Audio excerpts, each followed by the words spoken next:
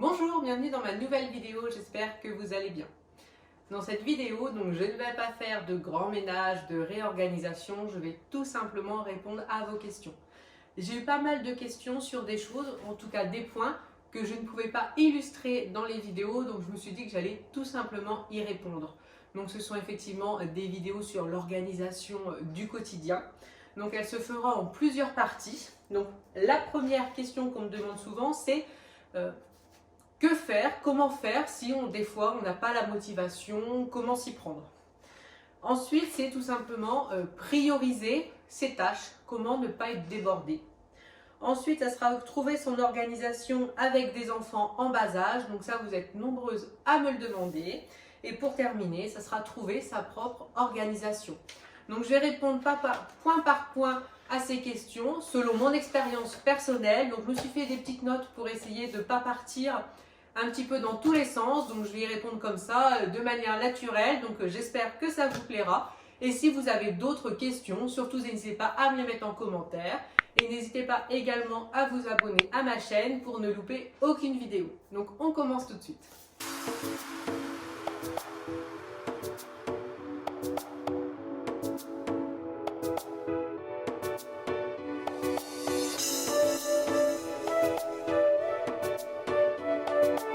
Donc on va commencer par une question qui revient souvent, c'est est-ce que je suis tous les jours comme ça, à faire mes routines du soir, mes routines du matin, et comment je fais quand j'ai un coup de mou? Parce que je suis comme tout le monde, je ne suis pas un robot. Donc sachant que mes routines matin et soir sont pour moi très efficaces et très importantes, mais je suis comme tout le monde, des fois je ne veux rien faire.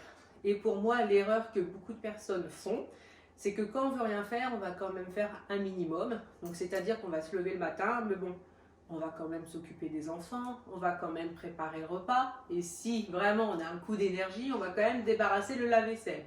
Finalement, on aura quand même fait un minimum de tâches ménagères et ça ne nous aura pas vraiment changé notre journée par rapport à d'habitude.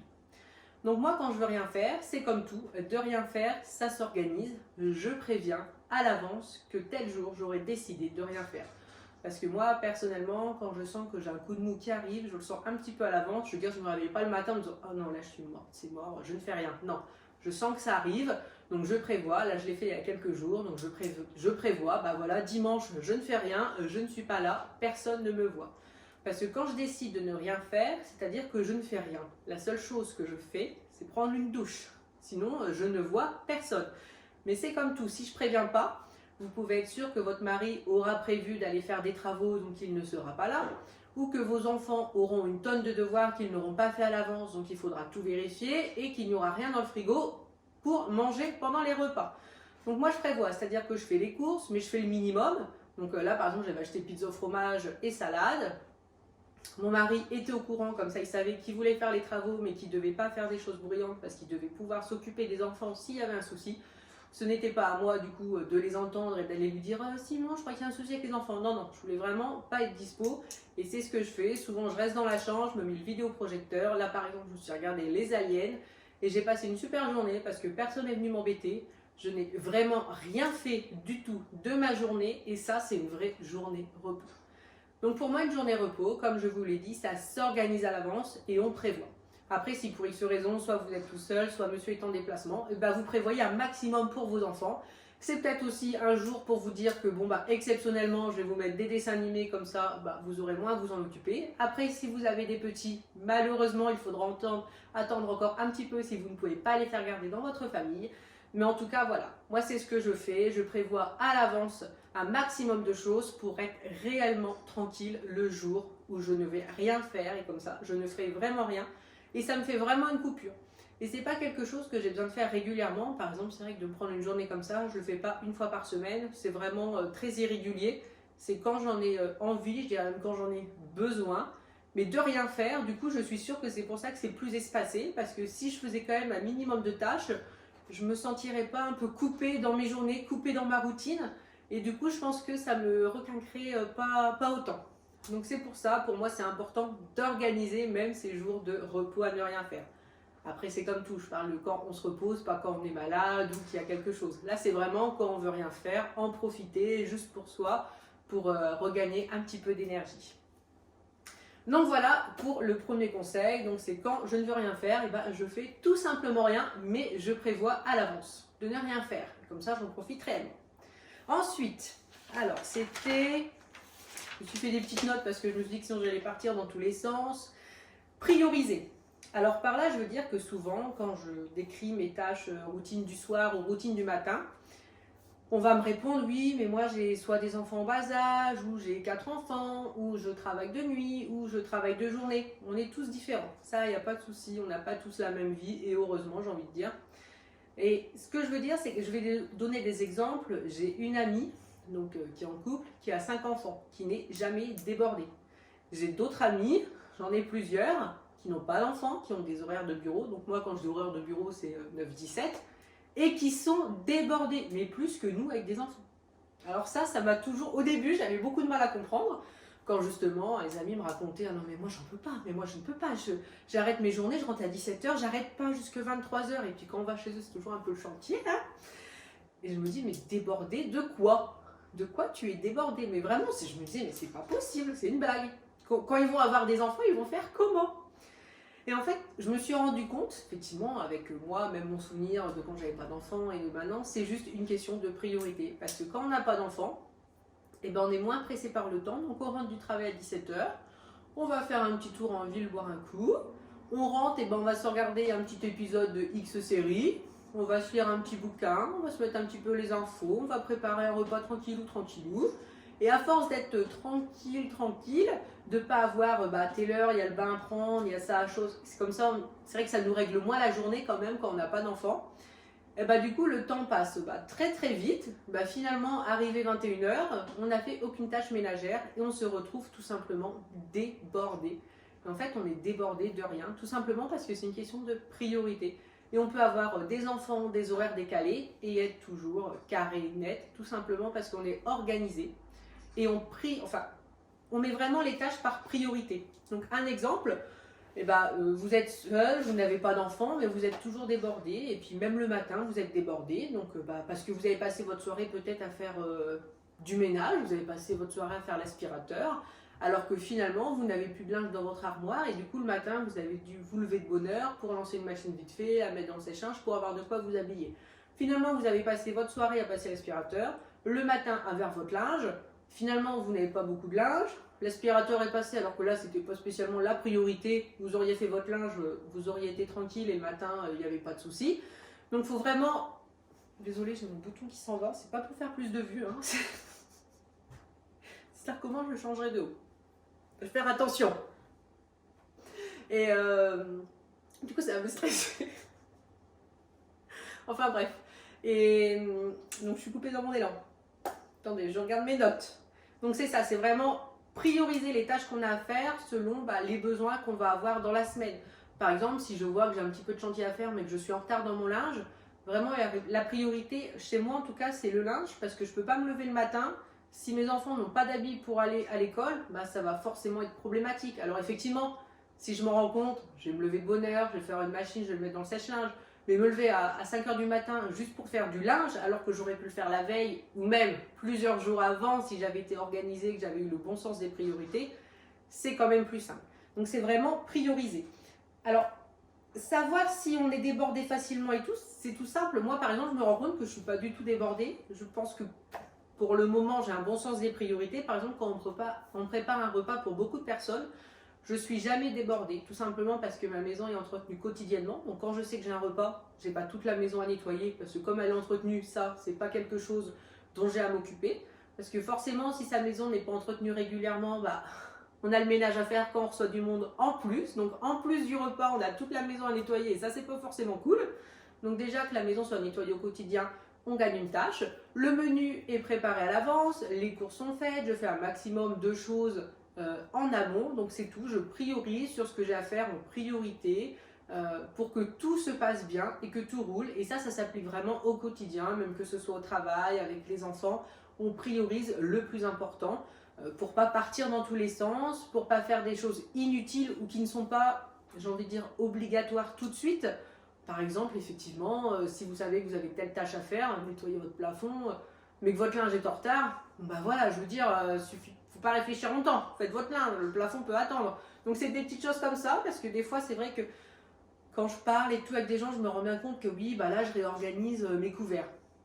C'est très bien, puis derrière on va me dire que, je prends encore l'exemple du linge, hein, encore plein de linge de retard. Bon bah les couverts ça peut peut-être attendre, hein, tu peux peut-être encore mélanger tes fourchettes, tes couteaux, c'est pas trop gênant. Mais il faut avoir un bon sens des priorités, sinon on n'a pas l'impression de s'en sortir, parce qu'on a toujours ces tâches qu'il faut absolument qu'on fasse, qu'on ne fait pas, et on avance sur des choses, finalement on ne s'en rendrait même pas compte si on ne les faisait pas, parce que c'est pas du tout une priorité, c'est pas du tout important. Donc la première chose à faire pour moi c'est prioriser, ça permet de ne pas être débordé, parce que peu importe après, j'ai envie de dire le nombre d'enfants, le travail qu'on a, si on priorise, normalement tout devrait rouler. Alors c'est sûr, c'est toujours plus compliqué quand on a beaucoup d'enfants que quand on n'en a pas, mais quand on n'a pas d'enfants, on est souvent débordé également, si ce n'est plus qu'une femme qui va être organisée. Donc c'est pour ça, vraiment la priorité, c'est prioriser les bonnes tâches et voir aussi le temps que ça va vous prendre. Si vous avez toute la journée devant vous, vous allez faire des petites tâches. Non, si vous avez toute une journée, vous allez faire quelque chose qui va vous prendre du temps, que vous n'avez pas à faire au quotidien.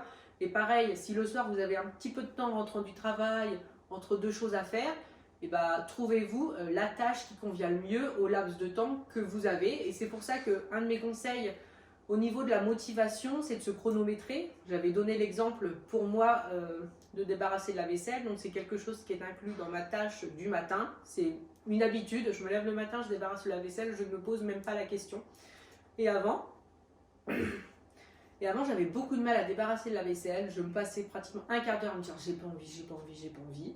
Et finalement, un jour, je me dis, je vais me chronométrer. Ça me prend entre 3 et 4 minutes à débarrasser mon lave-vaisselle entièrement. Donc finalement, je mettais plus de temps à me plaindre qu'à faire la tâche. Donc c'est pour ça, de se chronométrer, c'est quand même bien. Le nombre de fois où ça arrive, même des fois quand il faut qu'on appelle pour prendre un rendez-vous, des fois je me dis, oh, j'ai pas envie d'appeler, j'ai pas envie d'appeler. Puis le jour où je me décide, parce que c'est à la dernière minute, ça m'a pris 30 secondes. Des fois, on se fait tout un foin de rien. Donc c'est pour ça, se chronométrer, on se rend compte du temps que ça prend et comme ça, on sait où on peut l'inclure dans notre planning. Donc se chronométrer, c'est très important. Je regarde vite si j'ai pas oublié de dire quelque chose. Faire les bonnes tâches. Oui, donc ça c'est bon. Oui, je pense que j'ai dit tout ce que je voulais dire. Ok. Après, on me demande souvent comment trouver son organisation avec des enfants en bas âge. Parce que souvent on me dit, ah, ta maison est bien rangée, mais tu faisais comment quand tes enfants étaient petits? Alors déjà, je ne vais pas vous mentir, quand les enfants étaient petits, j'étais pas dans cette maison, la maison était plus petite là où on était, donc c'était forcément plus simple. Déjà, elle avait qu'un étage, donc ça faisait un étage au moins à gérer, c'était déjà pas mal. Mais après, le conseil, alors ça, est-ce que je le pensais à l'époque? Je ne sais pas. En tout cas, c'est quelque chose que je pense maintenant, surtout quand je vois que Florian est en seconde, c'est que le temps passe à une vitesse. J'ai l'impression que si je me retourne, je viens d'accoucher de ma fille. C'est impressionnant. Et là, elle rentre au lycée. J'ai l'impression, même moi, de regarder en arrière et je suis au lycée. Non, non, le lycée, il est loin. Donc c'est ça, le temps passe vite. Donc je veux dire, vous avez des enfants, bah, le ménage, c'est secondaire. Hein. J'ai pas le souvenir d'avoir eu une maison en chantier à l'époque où les enfants étaient petits. Mais parce que c'était pas la priorité, hein. Même si elle n'était pas en chantier, j'ai toujours eu des routines matin et soir assez complètes. Mais sinon, c'était pas le chantier non plus.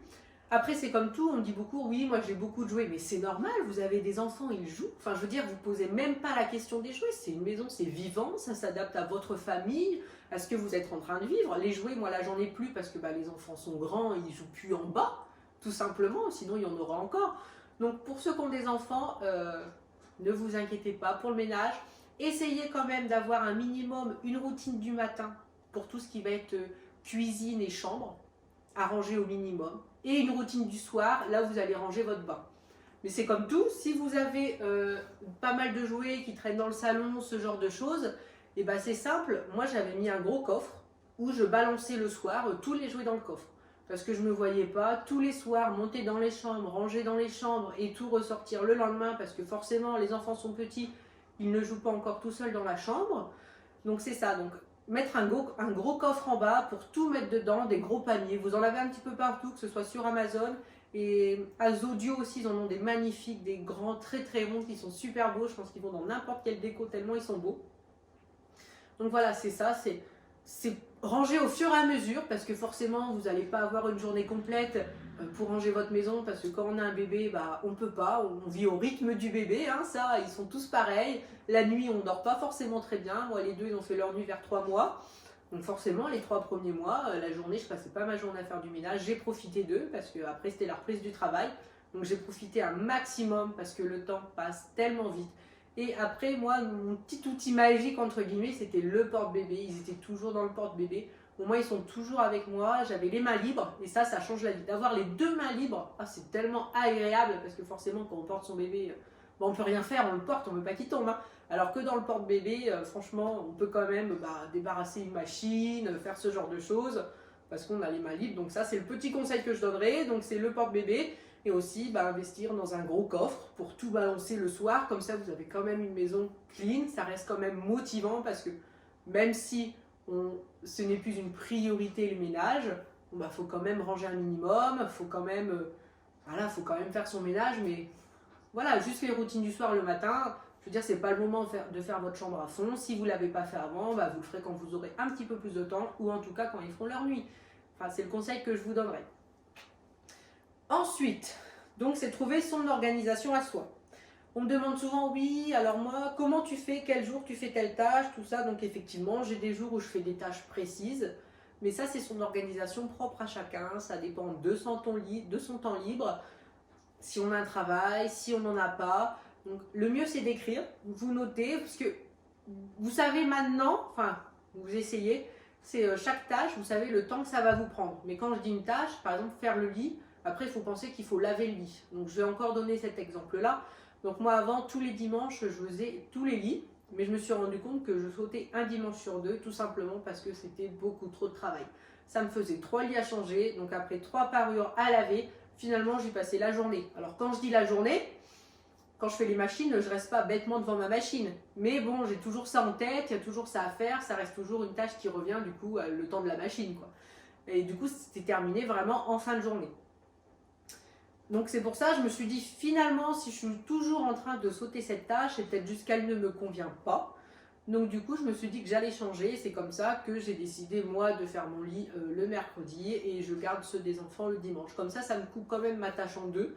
Et finalement du coup je saute plus de tours, comme quoi ça me convient. Donc ce que je vous conseillerais c'est d'essayer de faire un planning avec les tâches que vous avez à faire. Vous listez tout ce que vous voulez faire dans une semaine, vous essayez de répartir ça selon votre planning à vous. Vous testez, donc après il faut se forcer un peu parce que des fois c'est juste qu'on n'a pas envie d'eux mais qu'on peut, donc on se force un petit peu, mais si vous voyez que vraiment ça ne vous convient pas, c'est peut-être la façon dont vous le faites où ça ne vous convient pas, et c'est peut-être juste le moment où vous le faites qui ne vous convient pas, parce que moi je sais que j'ai une routine du soir assez complète. Quand je dis assez complète, je m'occupe principalement du bas, mais je vais laver le sol, enfin voilà, je vais coucher, le bas il est nickel. Mais c'est parce que j'aime bien le soir être tranquille, ça me permet aussi ça casse un peu dans la journée, ça fait une coupure avant de dormir. Moi j'aime bien, ça me relaxe un petit peu. Donc c'est pour ça, mais si vous n'êtes pas du soir, effectivement, il ne faut pas se forcer. Faut peut-être plutôt le faire le matin, il faut trouver un autre moment où ça vous convient. Après, si vous n'avez pas le choix et qu'il n'y a vraiment que ce moment-là où vous pouvez faire telle ou telle tâche, des fois il faut se faire un petit peu violence et normalement après ça va quand même. Après, le dernier conseil que je donnerais, c'est d'avoir du matériel efficace. Parce que c'est vrai que si, je vais prendre l'exemple tout bête de l'aspirateur, si vous avez, alors je prends l'exemple de ma mère, qui a encore un aspirateur traîneau. Alors ça c'est quelque chose que j'ai du mal à comprendre, je ne vois pas encore comment maintenant on peut avoir un aspirateur traîneau. Je trouve ça tellement pas pratique, c'est tellement lourd, il faut le brancher, on est toujours embêté avec le fil. Vraiment, je ne comprends pas que j'ai pas encore réussi à la convertir à l'aspirateur balai. Après, peu importe l'aspirateur balai que vous prenez, moi pour ma part, j'ai le Dyson V11 que j'ai acheté assez récemment. Avant, j'avais le Black & Decker, mais je l'ai fait tomber, donc je l'ai cassé. Ensuite, j'en avais acheté un vraiment pas cher à Intermarché, à même pas 60 €, mais bon, au début, il était très bien. Je l'ai fait tomber une fois, il s'est cassé. Après, il n'y avait plus d'aspiration. Donc finalement, je dis, bon, allez, j'arrête d'en acheter. J'achète celui que je voulais depuis le début, mais je ne voulais pas à cause du prix. Donc je me dis, allez, c'est bon, j'arrête le ma comédie là d'acheter un petit peu tout avant d'acheter celui-là. Je vais l'acheter directement. Et je ne le regrette pas du tout. Je le regrette pas du tout dans le sens où il a une aspiration qui est nickel. Donc je ne suis jamais embêtée. Il a une bonne autonomie. Alors je ne vous dis pas d'acheter le Dyson V11, mais d'acheter un aspirateur effectivement qui ne va pas être lourd, qui va aspirer correctement. Ça va vous faire gagner du temps. parce que à la fin, celui que j'avais acheté inter, je vous dis pas la marque parce qu'il n'y avait pas de marque sur le carton. D'ailleurs, pour vous dire lequel c'était, j'étais embêtée. Et quand il faut passer 3 fois sur la même poussière pour qu'elle soit aspirée, c'est démotivant, ça prend du temps, c'est inefficace au possible. C'est comme les produits ménagers. Donc il faut tester les produits ménagers qui vous conviennent, mais si vous en avez qui ne vous conviennent pas, moi je sais qu'il y a des produits des fois qui font plein de mousse, je n'aime pas ça, qui font des traces. Après ça dépend les surfaces que vous avez. Donc le mieux c'est de tester. Moi en ce moment, donc mon mari lui il aime beaucoup le Sanitol. Moi j'aime beaucoup le Briochin nettoyant universel, je trouve qu'il ne fait pas de traces. Et pour les salles de bain il est nickel parce que quand je veux mettre un petit coup sur le lavabo c'est parfait. Et en même temps je peux nettoyer le miroir. Et sinon, le produit maison que j'adore, c'est quand je mélange le vinaigre et l'alcool ménager. Ça, vraiment, c'est nickel. Je fais une petite parenthèse, j'en profite. Tout simplement sur mon produit donc spray maison. Donc, c'est temps pour temps, eau, alcool ménager, vinaigre et 15 gouttes d'huile essentielle de citron. Vous avez été nombreuses à me dire attention pour les animaux, donc en l'occurrence le petit chat. C'est très dangereux tout ça. Alors moi je me suis dit quand même, parce que je savais qu'il ne fallait pas mettre le diffuseur d'huile essentielle quand on a des animaux, parce que forcément ça va dans l'air et c'est pas bon pour les voies respiratoires. Mais je me disais bah quand même le produit en plus je l'essuie, tout ça. Donc on a demandé au vétérinaire directement. Et en fait il n'y a pas de problème pour ça, vu que c'est mis sur un meuble et que c'est essuyé tout de suite, donc finalement ça ne va pas entre guillemets dans l'air, donc il n'y a pas de problème pour les animaux. Et il m'a même dit que que si mon chat allait sur le plan de travail de la cuisine, en tout cas là où je me sers de mon produit, ça peut au contraire être bien pour l'empêcher d'aller dessus. Donc moi le chat ne va pas sur le plan de travail, mais si vous avez des animaux et un chat qui se permettrait d'aller sur le plan de travail de cuisine et que vous n'aimez pas ça, bah justement essayez les huiles essentielles dans votre produit et normalement il devrait éviter d'y monter.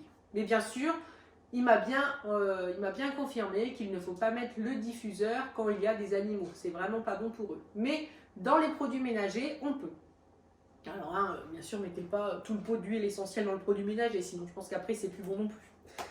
Donc voilà, et pareil pour les torchons microfibres. Donc j'ai acheté toujours mes torchons microfibres chez Action. J'en étais très contente, j'en avais racheté dernièrement. Et j'avais l'impression que ça n'essuyait plus, mais ça glissait le produit. Donc il fallait que je frotte plein de fois pour essuyer. Donc ça m'allait pas, j'en ai acheté sur Amazon. Je vous mettrai le lien en barre d'infos si vous voulez. Et c'est vrai que c'est efficace parce qu'on passe une fois, ça sèche tout. Et bah, au final, on gagne du temps pour tout. Donc c'est pour ça, avoir des produits efficaces, des outils de nettoyage efficaces, bah, ça fait gagner du temps et finalement c'est plus motivant parce qu'on passe moins de temps à faire le ménage. Donc c'est vrai que j'ai une chaîne YouTube spéciale ménage, mais ma priorité c'est d'avoir du temps pour faire autre chose. Parce que je veux une maison nickel, mais je ne veux pas y passer mes journées. Parce que ma priorité, c'est pouvoir profiter pour moi, pour mon mari, pour les enfants, la famille, les copines, voilà, pouvoir faire plein de choses. Et c'est vrai qu'en faisant un ménage quotidien, ça permet vraiment de gagner du temps et d'avoir des outils efficaces, que ce soit le matériel, tout ça, ça fait gagner du temps. Donc c'est ça le dernier conseil que je donnerai, c'est d'acheter des outils qui vous conviennent, à vous surtout, parce que on est tous différents, on n'a pas les mêmes priorités. Donc c'est trouver le matériel qui vous convient. Merci beaucoup d'avoir regardé cette vidéo. J'espère qu'elle n'aura pas été trop longue. J'espère que de vous répondre comme ça vous aura quand même plu. Donc n'hésitez pas à commenter, à vous abonner et à l'aimer. Merci beaucoup.